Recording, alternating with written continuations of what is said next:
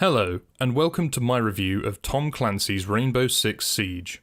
This is a review in retrospect and summarises the state of the game in its current form as of August 2018.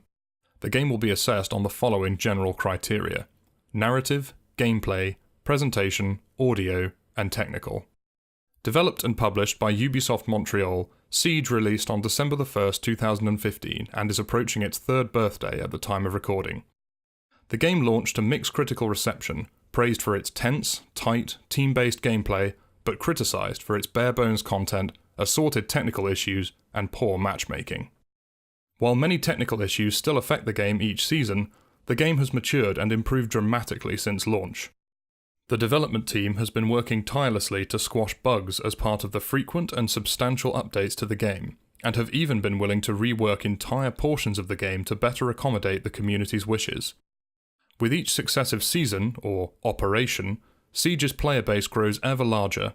What started as a rather wobbly launch has blossomed into one of the most dynamic, enjoyable, and competitive shooters on the market today.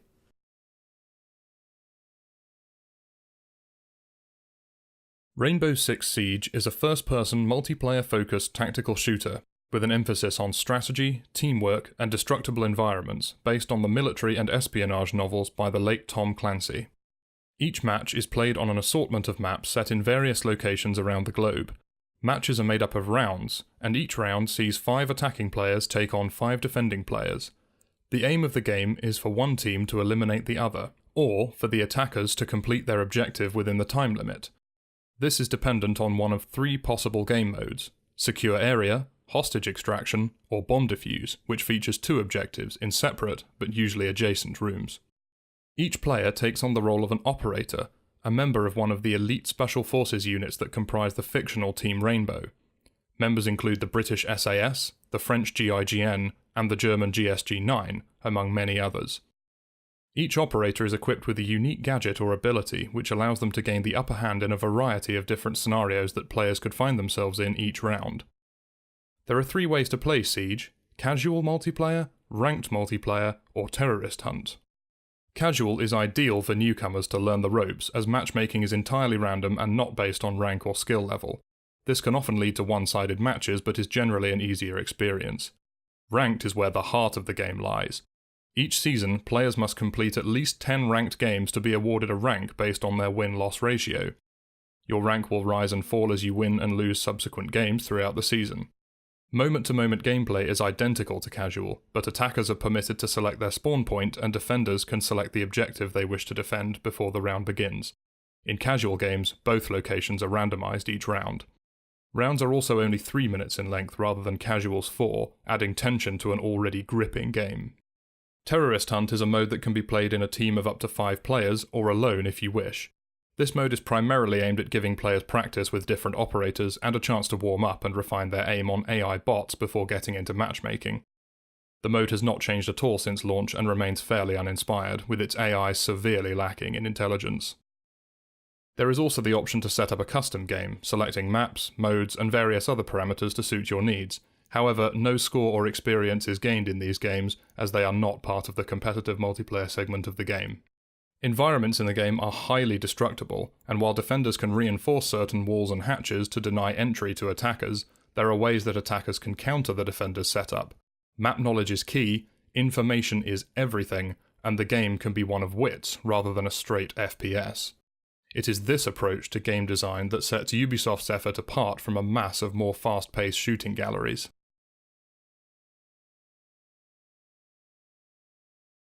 There is a loose narrative within Siege, but it plays no part in the gameplay and serves only to give the multiplayer matches some context. In the Tom Clancy universe, Team Rainbow takes the best of the best from a variety of special forces units and uses their specific skills and abilities to deal with high-stakes missions around the world. This premise is represented in the game to some degree, but both the attacking and defending teams are comprised of Team Rainbow operators. With this in mind, I like to think of the multiplayer matches as simulations or training exercises for Team Rainbow's members.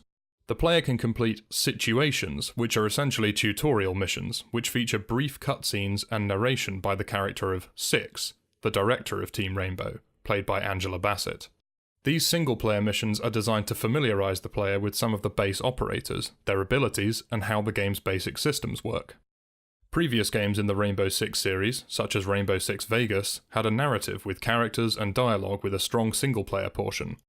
The terrorist hunt mode makes a return in Siege, but like the multiplayer and the situations, there is no story to speak of. For this reason, the story will not be factored into my final score. Siege may not have a compelling narrative, which is a common characteristic of multiplayer-focused games, but it does have characters of a sort. Each operator has a backstory, bio, and stats, and these can be read in-game. It is clear that Ubisoft has taken a lot of care in characterizing each of these operators, and many of them have a history together. For example, Zofia and Ela, the two Polish Grom operators, are sisters with a rivalry and a strained relationship. Ela is a defender, while Zofia is an attacker. They are actually resistant to the stun effects of each other's gadgets, which ties a portion of the characterization to a potentially meaningful gameplay effect. Characters do speak in multiplayer games, but only as a means of announcing their intentions. Device is going down. For what is needed for a game like this, the operators are all well characterized, and I enjoyed learning more about each of them from their in-game bio. It is worth mentioning that while the original operators, of which there are 20, are accessible to owners of the base game, the 20 new operators that have been introduced since launch must either be purchased as part of the various season passes or with in-game currency, known as Renown. Renown is earned through completing challenges and finishing multiplayer matches, and can be spent on cosmetic items or new operators. New operators are expensive and cost 25,000 Renown each, which could take many players a long time to earn. Owning the season passes grants early access to new operators and makes them available to the player without an in-game Renown purchase, but each new piece of content such as maps and cosmetics are available to all players regardless of whether they have the current or previous season passes or not. To me, this is a fair and relatively non-exploitative DLC policy and allows everyone to enjoy the game without splitting the player base into the haves and have-nots.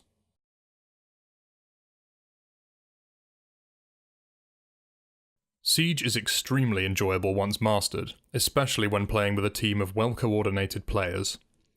There are few things more satisfying than to execute a plan perfectly and obtain a kill on an unsuspecting enemy because he didn't realise he was standing beneath a portion of destructible ceiling. Siege is my most played game on Steam, and I have put nearly 800 hours into it since launch. The reason I keep coming back is that no two rounds are ever the same. The number of operators is immense and has doubled since launch, with each new character bringing a different dynamic that changes the way the game plays.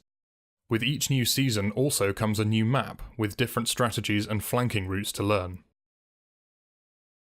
Regular updates to the game have also eliminated much of the ropey hit detection and plenty of bugs along with it.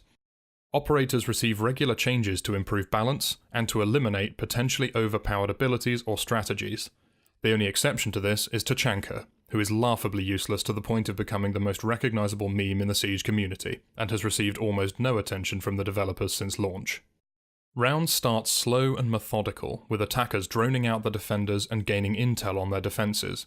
Meanwhile, the defenders are figuring out where the attackers will enter the building and the best way to deny them entry. As the round progresses, the tension ramps up and the pressure is on the attackers to push the objective and eliminate the defenders. Rounds can be won or lost with only seconds remaining on the clock. During rounds, there is no respawning. If you die, you just lost 20% of your team. Likewise, if you get 2 kills in quick succession, you just took out 40% of the enemy team by yourself. Each kill and each death means something in Siege. That said, you can still have fun and enjoy the more cerebral aspects of the game by supporting your team, activating your gadget at just the right time to give your team the edge without even firing a shot. This is the beauty of Siege. You can adopt a variety of playstyles with the operators on offer. Will you be an entry fragger like Ash, who is small and fast with powerful and accurate weapons in close quarters? Or will you play as Montagne, a towering French monolith who can enter a room bearing a shield that renders him impervious to bullets from the front and can allow him to protect his more fragile teammates? Ash may get lots of kills, but she could be caught off guard in the hands of an aggressive player. Montagne may not get any kills, but could win the round because he protected his teammate while planting the diffuser. Even when playing alone, Without a team of friends communicating with you, the game can still be immensely enjoyable, especially when the players on your team know what they're doing and can communicate with you through in-game chat. However, this can be tricky on the European servers, as not every person playing speaks English confidently enough to be willing to talk or make callouts. I imagine this is less of a problem in the North American servers. Language barriers aside, I have found the Siege community to be far less toxic than those of other competitive shooters on the market. This is largely due to the fact that players with a shorter attention span will likely steer clear of a game like Siege.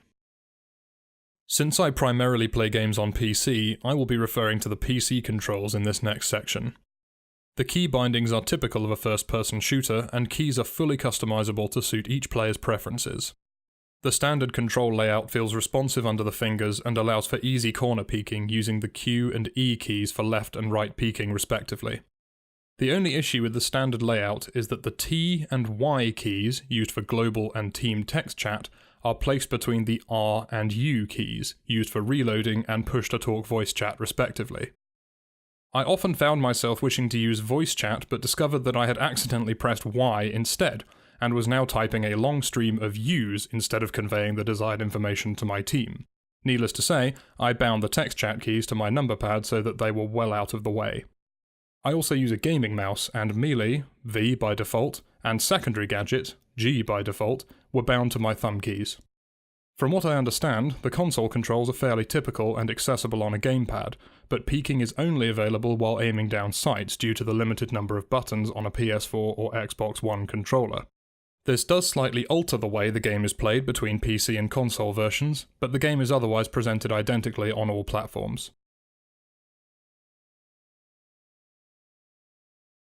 Siege runs on the Anvil Next engine, the same one used in Ubisoft's Assassin's Creed titles. While one may think it a strange choice for a shooter, the engine delivers a stylized look, aimed not at photorealism, but rather a balance between visual flair and clarity. The maps are all well decorated and feel like they could be real locations, with some excellent graphic design going a long way in creating that authentic and lived-in feel. Detail and visual clutter is present, although not the focus, and particular attention has been paid to lighting and dynamic shadows, which directly affect gameplay. In fact, Ubisoft made significant changes to exterior lighting and skyboxes during Operation Health, where they fixed a common complaint regarding the dynamic range of lighting. Specifically, when looking out of a window, defenders would only see bright white light and nothing much else. Likewise, when breaching a window, attackers would barely see anything but a darkened interior. This was altered for gameplay reasons to allow for fairer conflicts in these areas of extreme brightness or darkness. Siege is not a grandiose or large-scale combat experience in the vein of Battlefield, and certainly does not have the graphical grunt of DICE's Frostbite engine, but unlike more glamorous titles, Siege focuses on visual readability, consistency, and performance, which I will come to shortly. The UI is an area of Siege that has been significantly overhauled throughout the life of the game. In the game's infancy, the UI was a mess, difficult to read and understand, and was poorly received by the community. Thankfully, Ubisoft has made some drastic changes to the UI that have improved quality of life. The menus flow much better, make a lot more sense, and once you queue for a game, you can access the entirety of the menu at your leisure until the lobby is assembled and the game begins. In addition, the need to purchase separate attachments for each weapon using in-game currency has been removed. Now, each attachment is available for each compatible weapon and operator, removing an irritating step from the character customization menu. In a match, the UI is clean and easily readable for the most part. A compass, ammo counter, control prompts, and team info all appear on the screen for the player to see and quickly obtain the information they need. However, each UI element can be disabled, but not moved, in the menu depending on preference. Throughout my time with the game, I have found the UI to be useful without being too intrusive, and like many other aspects of the game, it has come on leaps and bounds since launch.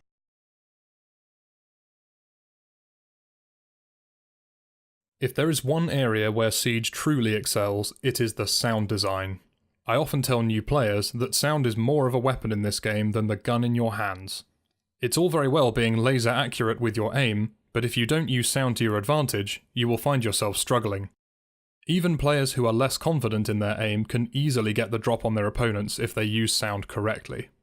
Every gadget, weapon, environment, and surface has their own unique sound, and learning these is key to mastering the game. For example, as a defender, hearing the distinct crack of Glaz's sniper rifle lets you know that the attackers have brought the Spetsnaz marksman to the fight. Likewise, hearing a low, throbbing buzz on a doorframe should inform an attacker that Kapkan has placed a laser tripwire there. Each sound affects gameplay and provides information to the player. Some operators, such as Caveira, have abilities that revolve entirely around sound manipulation. In her case, she can mask the sound of her footsteps and allow her to catch lone attackers off guard before interrogating them to reveal their teammates' location to the defenders. In Siege, sound travels through, over, and under walls and floors, and the added environmental destruction allows the soundscape of a map to change at a moment's notice. Sound will travel more freely through an open wall or barricade than a sealed one, and the player's footsteps are far louder if they are sprinting compared to a slow crouch walk. The range and quality of sound in Siege is almost without equal, and it is clear that this was a focus for the development team. The only gripe I have is that it is sometimes very difficult to tell whether a sound is coming from above or below, as even with a high-quality pair of audiophile headphones, sound is limited to stereo and will not be vertically directional for many players. However, good map knowledge and situational awareness can often mitigate this problem.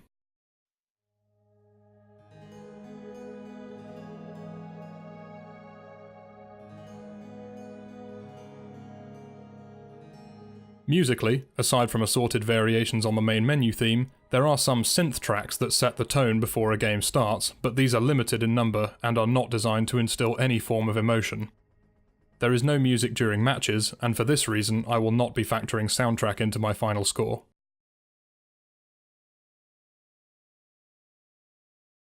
The aforementioned Anvil Next engine delivers a very solid and consistent performance in Siege, and this is essential for maintaining smooth frame rates and gameplay in such a tactically focused game. On PC, my Nvidia GTX 1080 with an i7 at 4.4 GHz delivers an almost unbroken 144 FPS at 1080p, and 60 FPS is easily achievable with lower-end hardware at this resolution and beyond.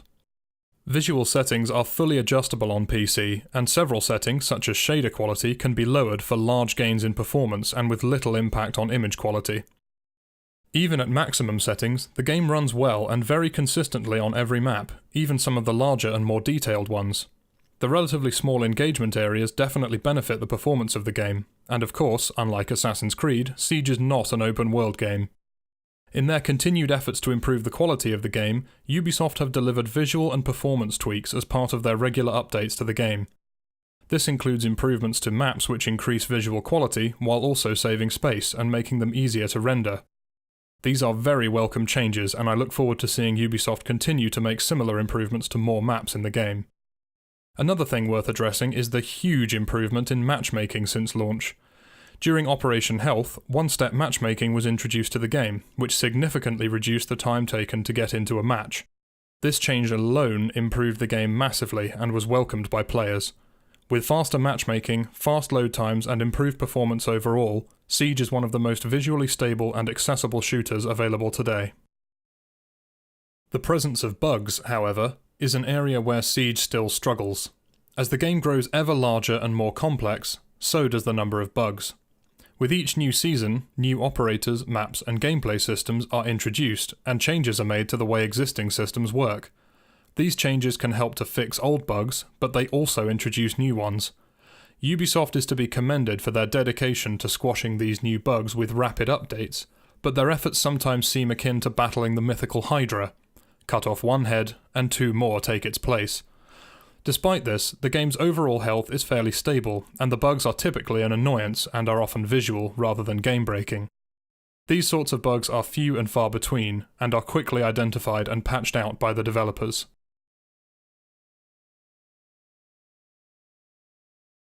Rainbow Six Siege has come a long way since 2015, and is well worth the price of admission for newcomers who would like to experience the unique flow of the game.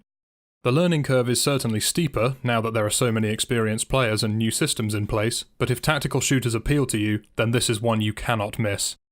You will like this game if you enjoy games like CSGO, Squad, Insurgency, and even older shooters like Ubisoft's own Brothers in Arms series, or indeed any of the older Rainbow Six or Ghost Recon titles. If you desire more fast and frantic shooters with kill streaks, loot drops, and a casual level of tactical depth, then this game is probably not for you. Rainbow Six Siege is available to buy in several formats, ranging from the Complete Edition, £100 or $130 which includes all DLC operators, to the Starter Edition, £12 or $15, which includes 6 random original operators. Further operators can then be bought using in-game currency. The Starter Edition can be upgraded to the Standard Edition, which by itself is £34 or $40, which includes all base operators. If this game sounds like you would enjoy it, go straight for the Standard Edition, but if you are on the fence, you could opt to try the Starter Edition. Siege is available on PC through Uplay and Steam, and on Xbox One and PS4, and is often on sale. I gave Tom Clancy's Rainbow Six Siege a score of 83% overall, and my scoring model is on the screen now, so you can see the breakdown of the score for each section. Every section has a different weighting, depending on their importance. The percentage is taken from a score out of 80, as the story and soundtrack sections have been omitted from this review. I hope you enjoyed this review, and I intend to create more reviews like it, covering some older games before starting to review new releases. Feel free to check out my other videos, which include gameplay of Siege and a few other games, and remember to leave a like and subscribe to my channel to see more. Thank you for watching, and have a great day.